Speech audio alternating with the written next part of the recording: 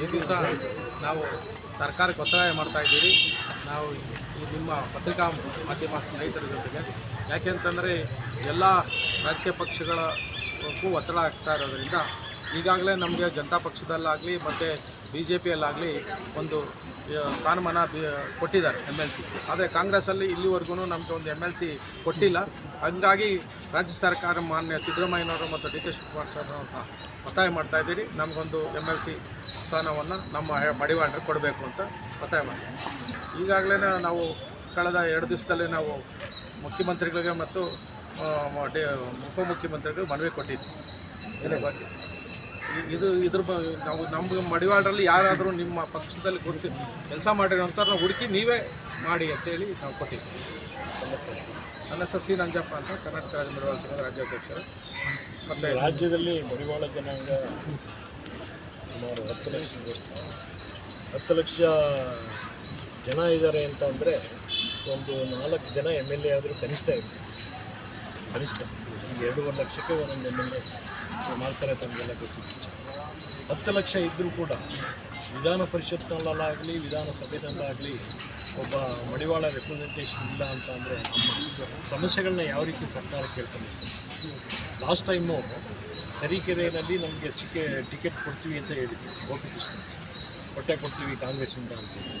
ಆದರೆ ಎಲೆಕ್ಷನ್ ಹತ್ರ ಬಂದ ತಕ್ಷಣ ನಮಗೆ ಟಿಕೆಟ್ ಇದ್ದಾಗ ಯಾಕೆ ಅಂತ ಅಂದರೆ ಅದು ಬೇರೆ ಬೇರೆ ಕಾರಣಗಳಿತ್ತು. ಮಧ್ಯೆ ಇರ್ತಾರೆ ಹೊಟ್ಟೆ ಕೊಡ್ತೀವಿ ಅಂತ ಹೇಳಿದರು. ನಾವು ತುಮಕೂರಲ್ಲಿ ಒಂದು ದೊಡ್ಡ ಸಮಾವೇಶ ಮಾಡಿದ್ರು. ಆಗ ಸಿದ್ದರಾಮಯ್ಯನವರು ಮತ್ತು ಎಲ್ಲ ಲೀಡರ್ಗಳು ಬಂದು ನಿಮ್ಮ ಜನಾಂಗಕ್ಕೆ ಒಂದು ರೆಪ್ರೆಸೆಂಟೇಷನ್ ಗ್ಯಾರಂಟಿ ಕೊಡ್ತೀವಿ ಅಂತ ಹೇಳ್ಬಿಟ್ಟು. ಬಟ್ ಎಲೆಕ್ಷನ್ ಬಂದ ಟೈಮಿಗೆ ಅವರಿಗೆ ಟಿಕೆಟ್ ಸಿಗಲಿಲ್ಲ. ಅವ್ರಿಗೆ ಟಿಕೆಟ್ ಕೊಟ್ಟಿದ್ರೆ ಖಂಡಿತವಾಗಿ ಕೂಡ MLAನೂ ಆಗೋರು, ಏನೋ ಒಂದು ಆಗೋದು. ಈ ಜನಾಂಗಕ್ಕೆ ಅರ್ಹತೆ ಇಲ್ಲ ಅಂತ ಹೇಳ್ತಾರೆ. ಅರ್ಹತೆ ಇದ್ದರೂ ಕೂಡ ಅವರು ಲಾಸ್ಟ್ 2 ಎಲೆಕ್ಷನ್ಸಲ್ಲಿ ಭಾಳ ಕಡಿಮೆ ಅಂತರದಿಂದ ಸೋತಿದ್ರು.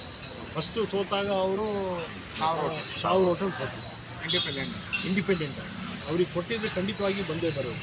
ಈ ರೀತಿ ಈ ರಾಜಕೀಯ ಪಕ್ಷಗಳು ಏನು ಮಾಡ್ತಾ ಇದ್ದಾವೆ ಅಂತಂದರೆ ಅವರು ಬರೀ ರಾಜಕೀಯ ಆಟನೇ ಆಡ್ತಾರೆ. ಈಗ ಅತ್ಯಂತ ಹಿಂದುಳಿದವರಿಗೆ ನಾವು ಮುಂದೆ ತರಬೇಕು ಅನ್ನೋ ಮನೋಭಾವನೆ ಅವರಲ್ಲಿ ಖಂಡಿತವಾಗಿಯೂ ಕೂಡ ಇಲ್ಲ. ಅವ್ರು ಯಾವ ರೀತಿ ಮಾಡ್ತಾರೆ ಅಂತ ಅಂದರೆ ನಮಗೆ ಆಸೆ ತೋರಿಸ್ತಾರೆ, ನಮಗೆ ಏನು ಮಾಡೋದು. ಆದ್ದರಿಂದ ಹೌದು ನೋಡಿ, ಕಾಂಗ್ರೆಸ್ ಬಗ್ಗೆ ನಮಗೆ ನಮ್ಮ ಜನಾಂಗದವರು ಸಾಂಪ್ರದಾಯಿಕವಾಗಿ ಮೊದಲಿಂದಲೂ ಕೂಡ ವೋಟ್ ಮಾಡ್ಕೊಂಡು ಬಂದಿದ್ದಾರೆ. ಈ ವೋಟ್ಗಳೆಲ್ಲ ಹೋಗೋದು ಕಾಂಗ್ರೆಸ್ಗೆ, BJP ಖಂಡಿತ ಹೋಗೋದಿಲ್ಲ. ಆದರೂ ಕೂಡ ನಮ್ಮ ಹತ್ರ ವೋಟ್ ತೊಗೊತಾರೆ, ನಮಗೇನು ಒಂದು ಪೈಸದ ಸಹಕಾರ ನೀಡಲ್ಲ.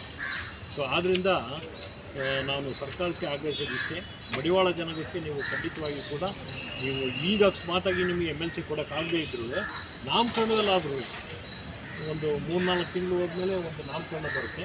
ಆಗಲಾದರೂ ನಾಮನಿರ್ದೇಶನ ಮಾಡಬೇಕು ಅಂತ ಹೇಳ್ಬಿಟ್ಟು ಆಗ್ರಹ ಪಡ್ತೀವಿ. ಎಲೆಕ್ಷನ್ ಆಗಲಿ ನಾವು ಸಕ್ರಿಯವಾಗಿ ನಮ್ಮವರೆಲ್ಲ ದುಡಿದಿದ್ದಾರೆ. ಅದನ್ನು ನೋಡಿ ನೀವು ಯಾರು ಕನ್ಸಿಡರ್ ಮಾಡ್ತೀರೋ ನಿಮ್ಮ ವಿಮೋಚನೆ ಬಿಟ್ಟಿರ್ತದೆ, ಮಾಡಿಕೊಡಿ ಅಂತ ನಾವು ಒತ್ತಾಯ ಮಾಡ್ತೀವಿ. ಕೊಟ್ಟಿದ್ದೀವಿ. ನಾನು ನೆನ್ನೆ ಕೊಟ್ಟಿದ್ದೀವಿ. ನಾವು ಕುಮಾರಸ್ವಾಮಿ ಇದು CMಗೆ ಮತ್ತು ಡೆಪ್ಟಿ CMಗೆ ಇಬ್ಬರಿಗೂ ಕೊಟ್ಟಿದ್ದೀವಿ. ನಾವು ಇಲ್ಲ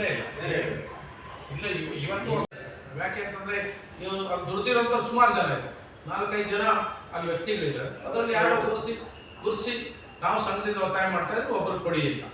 ಯಾರು ಕೊಟ್ಟರು ನಮಗೆ ಸಮಾಜಕ್ಕೆ ಒಪ್ಪಿಗೆ. 4 ಜನ ಸರ್, ಈ ಸುಮಾರು ಜನ ಇದ್ದಾರೆ. 4 ಜನ ಅಂತಂದ್ರೆ ಕಾಂಗ್ರೆಸ್ ಪಕ್ಷದಲ್ಲಿ ದುಡ್ದಿರೋಂಥವ್ರು, ಅವ್ರಿಗೆ ಕೊಡಿ ಅಂತ ನಾವು ಕೇಳ್ತಾ ಇದ್ದೀವಿ. ಸರಿ, BJP